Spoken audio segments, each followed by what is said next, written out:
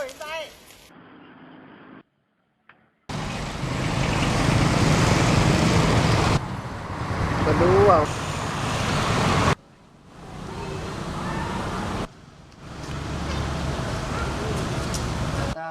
kita mengetahui bahwa di Indonesia ini rutin menghasilkan bencana kabut asap.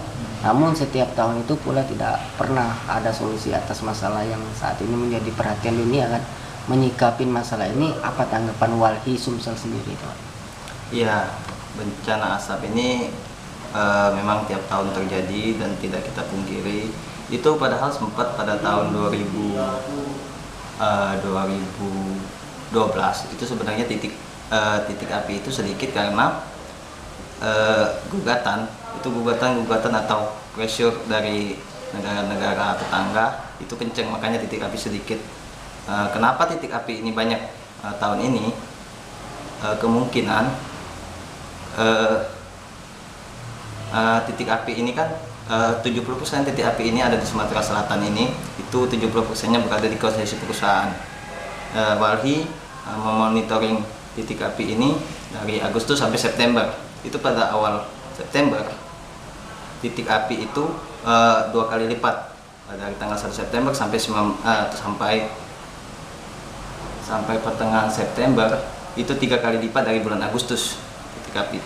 Nah, apa sumbangsi program Walhi atas kasus ini? Mengingat hutan Sematang Wayang sudah mengarah pada kepunahan akibat salah satunya kebakaran selain illegal logging itu, Pak.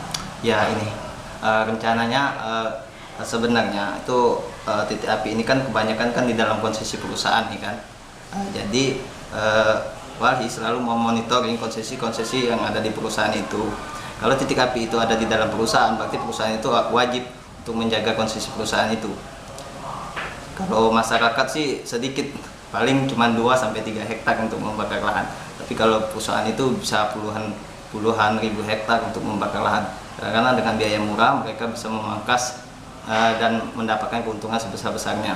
Dengan membakar hutan itu sangat lebih murah kalau dia melakukan pembakaran. Nah, tuntutan kepada pemerintah atas kondisi lingkungan hidup seperti apa?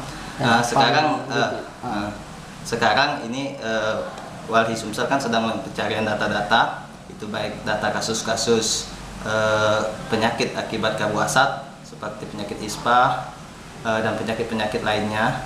Itu lumayan drastis, itu peningkatan penyakit dari bulan Agustus sampai bulan September itu, dan kita akan menuntut mencari akar permasalahan ini dan tidak menutup kemungkinan Walhi Sumsel akan melakukan gugatan terhadap perusahaan-perusahaan yang telah melakukan pembakaran hutan.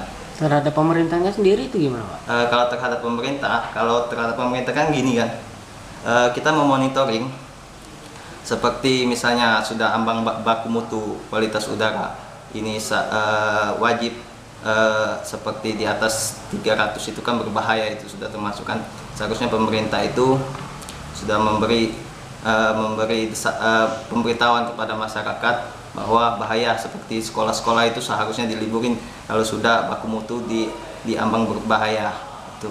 Nah, harapan Walhi sendiri itu kepada pemerintah kan, ini kan perusahaan. Yeah. Perusahaan itu kan pasti izinnya itu ada perizinan ke pemerintah gitu kan.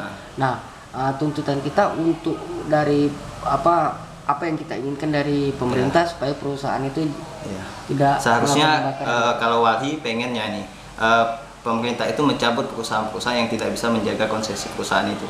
Kalau cuma perusahaan itu luas tapi perusahaan itu tidak bisa menjaga konsesi mereka, lebih baik lahan-lahan itu diberikan kepada masyarakat. Saya pikir masyarakat bisa mengelola lahan-lahan yang besar itu. Oke, terima kasih. Dengan siapa lagi, Pak?